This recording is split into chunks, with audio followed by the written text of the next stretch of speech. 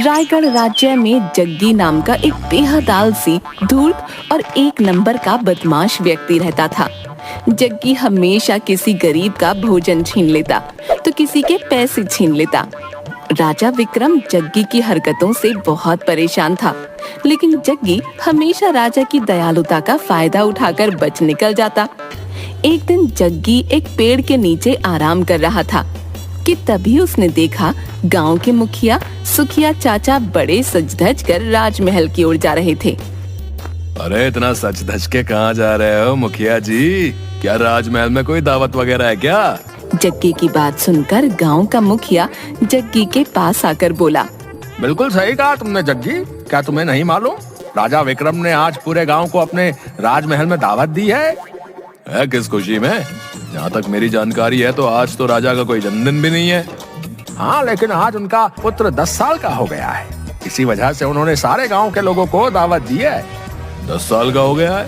भला उसके 10 के होने से पूरे गांव की दावत का क्या संबंध? दरअसल पंडित जी ने राजा विक्रम से ऐसा करने के लिए बोला है। उन्होंने कहा है कि अगर वो ऐसा करेंगे तो उससे उनकी प्रजा और ज्यादा सुखी रहेगी। और तुम तो जानते ही हो कि राजा विक्रम कितने दयालु हैं और अपनी प्रजा के लिए वो कितनी चिंता करते हैं। अब फिर तो काफी अच्छे अच्छे पकवान भी बने होंगे। ये भी कोई कहने की बात है जग्गी? अरे राजा के घर पर दावत है भैया, तो जाहिर सी बात है एक से एक अच्छे पकवान बने होंगे। तो फिर तो अच्छी बात है मुखिया जी। आप चलिए, मैं भी तैयार होकर कुछ ही देर में राजमहल पहुंचता हूँ। हाँ। जग्गी की बात सुनकर मुखिया जोर जोर से हंसता हुआ बोला, लगता है तुझे किसी ने अभी तक ये नहीं बताया जग्गी कि राजा विक्रम ने सबको दावत दी है सिवाय तेरे। क्या मतलब? मतलब ये कि राजा विक्रम के साफ साफ आदेश हैं कि आज के दिन जग्गी राजमहल के आसपास भी ना दिख जाए, नहीं तो उसकी खैर नहीं। ये तो राजा की बहुत ज्यादा गलत बात है। मुखिया जी, क्या मैं इस गांव का व्यक्ति नहीं हूँ? वैसे तो तुम्हारा राजा बड़ा दयालु बना फिरता है। दयालु राजा वही होता है जो अपनी प्रजा को एक समान समझता है। मत भूलो जग्गी कि उसकी दयालुता की वजह से तुम आज तक बचते आए हो, वरना अगर तुम किसी दूसरे राज्य में रह रहे होते तो वहाँ का राजा कब का तुम्हें फांसी पर चढ़ा चुका होता। और सुनो, मेरी बात को मजाक मत समझना भैया, राजमहल की ओर भटक कर भी मत जाना, बता रहा हूँ। मुखिया की बात सुनकर जग्गी के चेहरे पर क्रोध झलकने लगा। देखना मुखिया जी, जिस दिन मैं राजा बनूंगा उस दिन मैं किसी के साथ ऐसा व्यवहार नहीं करूंगा। राजा और तुम, लगता है तुम हम नींद में भी सपने देखने लगे हो जग्गी है। अरे तुम्हारे जैसे मक्कार और चोर कभी राजा नहीं बनते भैया। ये हसरत अपने दिल में ही रखना, अगर राजा को पता चल गया तो आजीवन तुम्हें कारागार में डाल देगा। इतना कहकर मुखिया जग्गी का मजाक उड़ाते हुए और जोर जोर से हंसते हुए वहाँ से चला गया। जग्गी गुस्से से बड़बड़ाता हुआ अपने आप से बोला, ये राजा अपने आप को समझता क्या है? पूरे गांव को दावत दी, मुझे दावत नहीं दी। ये तो मेरी बहुत ज्यादा बेइज्जती है। लेकिन कोई बात नहीं, मैंने भी अपने ऊपर पूरी बेशर्मी लाद रखी है। मैं राजमहल जाऊंगा, देखता हूँ राजा क्या कर लेता है। जग्गी तैयार होकर सीधे राजमहल में पहुंच गया। राजमहल में अच्छे अच्छे पकवान देखकर जग्गी के मुंह में पानी आ गया। अरे वाह, देसी घी की पूड़ियाँ भी हैं, मिठाई भी है। आहा, कितनी शानदार खुशबू आ रही है। जग्गी तुरंत उन पकवानों की ओर लपक कर उन्हें खाने लगा कि तभी राजा विक्रम की नजर जग्गी पर पड़ गई। वो गुस्से से जग्गी की ओर आकर बोले, वैसे तो मैंने मना किया था कि तुम इस राजमहल के आसपास भी भटक मत जाना, लेकिन मैं जानता हूँ कि तुम एक नंबर के बेशर्म हो। मैंने अपनी जिंदगी में बड़े बड़े बेशर्म देखे, लेकिन तेरे जैसा बेशर्म मैंने कभी नहीं देखा। जी तो चाहता है कि अभी और इसी वक्त तेरी गर्दन तेरे धड़ से अलग कर दूं, लेकिन क्या करूं, आज मेरे महल में जश्न है। अब आ ही गए हो तो पेट भर कर खाना, और चाहो तो अपने घर के लिए भी ले जाना। लेकिन याद रखना, आज मेरे राजमहल में बहुत दूर दूर से मेहमान आए हैं। गलती से भी अगर तुमने कुछ उल्टी सीधी हरकत की तो इस बार मैं तुम्हें नहीं छोड़ूंगा। ये कैसी बातें कर रहे हैं आप राजा साहब? मैं अब सुधर गया हूँ। हाँ, सुधर जाओ तो तुम्हारे लिए अच्छी ही बात है। इतना कहकर राजा विक्रम वहाँ से गुस्से से चला गया। जग्गी पकवान का मजा लेने लगा कि तभी जग्गी की नजर राजा के बेटे आदित्य पर पड़ी। जो कि एक सोने के कंगन से खेल रहा था। जग्गी के खुराफाती दिमाग में तुरंत एक योजना दौड़ने लगी और वो बड़बड़ाते हुए अपने आप से बोला, अरे वाह वाह, ये तो बहुत भारी और बड़ा कीमती सोने का कंगन लगता है। अगर मैंने इसे चुराकर बाजार में बेच दिया तो मेरा तो 10 साल के खाने का प्रबंध हो जाएगा। फिर चोरी करने की जरूरत ही नहीं। हाँ। जग्गी मुस्कुराते हुए राजा के बेटे आदित्य के पास जाकर बोला, छी छी छी छी छी छी, राजा के बेटे होकर नकली सोने के कंगन के साथ खेल रहे हो। तुम्हें तो असली सोने के कंगन के साथ खेलना चाहिए। ये असली ही सोना है, पिताजी ने मुझे दिया है। यकीन नहीं आता तो इसे छू कर देख लो। लाओ दिखाओ तो मुझे। आदित्य ने वो कंगन जग्गी के हाथ में पकड़ा दिया। अरे नहीं नहीं राजकुमार, ये नकली है। इसमें तो सोने का पानी फिरा है। अगर तुम्हें यकीन ना आए तो तुम जाकर अपने पिताजी से पूछ लो। जग्गी की बात सुनकर भोला भाला राजकुमार सोच में पड़ गया। ठीक है, मैं पिताजी से पूछ कर आता हूँ। इतना कहकर राजकुमार वहाँ से दौड़ता हुआ चला गया और जग्गी इधर उधर देखकर वहाँ से खामोशी से निकल गया। राजकुमार को खाली हाथ देख राजा विक्रम ने राजकुमार से पूछा, तुम्हारे हाथ में शाही सोने का कंगन था, वो कहाँ है बेटा? राजकुमार ने सारी बात विक्रम को बता दी। राजकुमार की बात सुनते ही राजा विक्रम समझ गया कि ये सब जग्गी की ही करामात है। राजा विक्रम गुस्से से बोला, बस बहुत हो गया। आज तो इसने हद पार कर दी। राजकुमार को बेवकूफ बनाकर सोने का कंगन चुरा कर ले गया। सैनिकों को बुलाओ। कुछ ही देर में राजा के सैनिक सर झुकाए खड़े थे। जाओ, जाकर जग्गी को पकड़ कर लेकर आओ। मुझे किसी भी हाल में जग्गी चाहिए, जिंदा या मुर्दा। राजा का आदेश पाते ही सैनिक गांव की ओर दौड़ पड़े।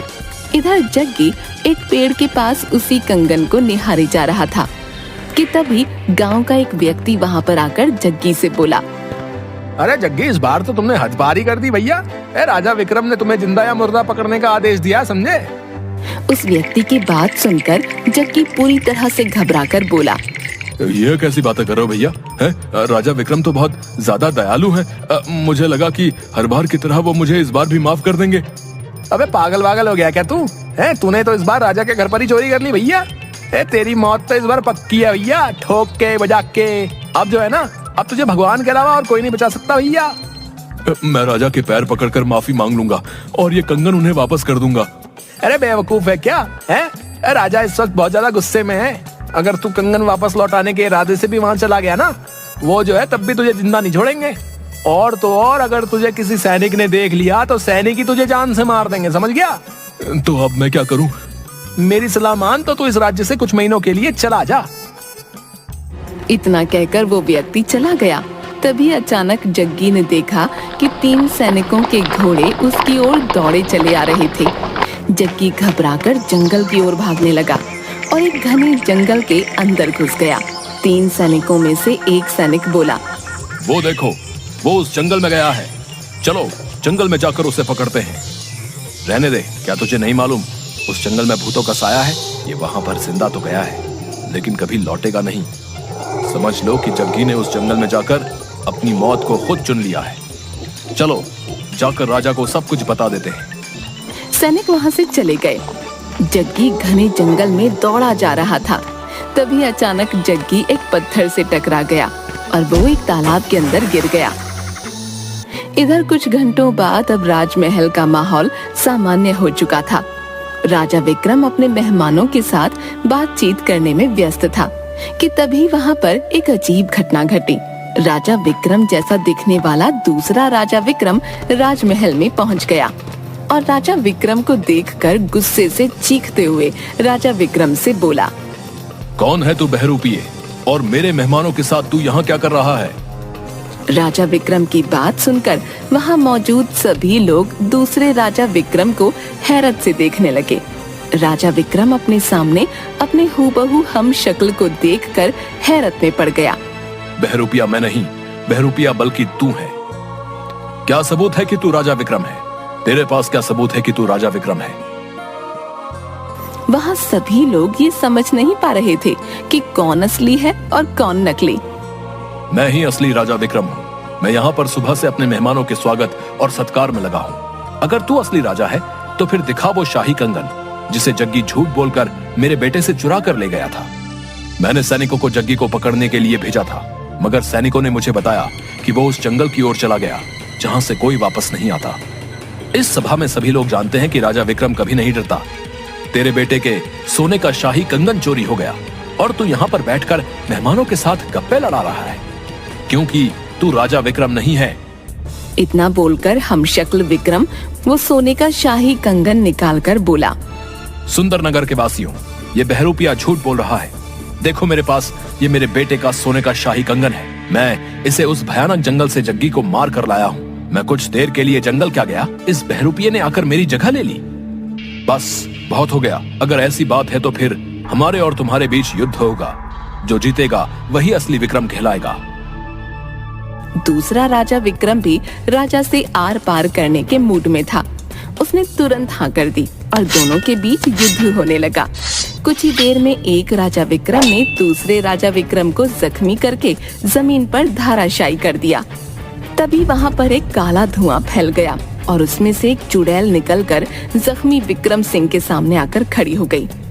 मैंने तुमसे कहा था बेवकूफ कि तुम देखने में भले ही विक्रम जैसे लगोगे, लेकिन आत्मा तुम्हारी ही रहेगी। बेवकूफ, राजा विक्रम असली राजा है। उसके पास युद्ध लड़ने की कला है। और जहाँ तक तुम्हारा सवाल है, तुम तो लोगों से खाना भी चोरी करके खाते हो। तुम जख्मी हो चुके हो। राजा की तलवार तुम्हारे शरीर पर पड़ चुकी है, इसलिए अब तुम अपने असली रूप में आ जाओगे। अचानक जख्मी राजा विक्रम जग्गी की शक्ल में आ गया। राजा विक्रम हैरत से चुड़ैल से बोला, ये तो जग्गी है। ये सब क्या है? बताती हूँ, बताऊंगी ही नहीं, दिखाऊंगी भी तुझे। इतना कहकर चुड़ैल ने एक फूंक मारी और सारे राज्य के सामने एक दृश्य चलने लगा। जब जग्गी जैसे ही तालाब में गिरा, अचानक तालाब में से काला धुआं निकलने लगा और देखते ही देखते उस तालाब में से एक चुड़ैल निकलकर जग्गी के सामने आ गई। जग्गी तुरंत डरते हुए तालाब से बाहर निकलकर घबरा कर बोला, कौन हो तुम? एक चुड़ैल। मैं बरसों से यहाँ तालाब के अंदर कैद थी, मगर अब मैं आजाद हूँ।